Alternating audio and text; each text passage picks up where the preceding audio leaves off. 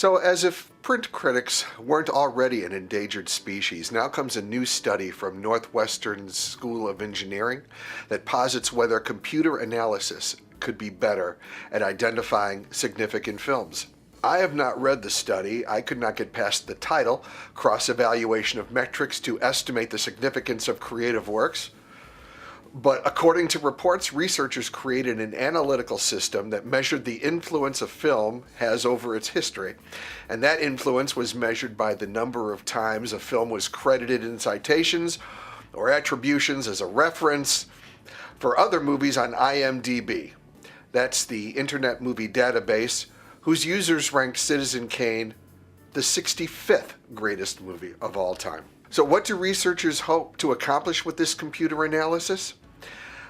In a world overflowing with creative works, the report states, it is useful to be able to filter out the unimportant works so that the significant ones can be identified and thereby absorbed.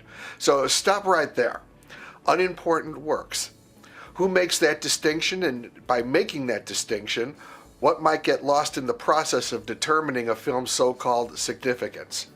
Now, if you, for example, would consider those micro-budgeted, cheesy-looking Flash Gordon serials of the 1940s to be important, but those cliffhanging adventures thrilled a young boy named George Lucas, who was inspired to recreate the pleasures of his Saturday matinees of his youth with Star Wars, a film with no little influence on the industry or on other filmmakers. The Princess Bride is another one. It's ranked by the American Film Institute among the 100 greatest romantic films.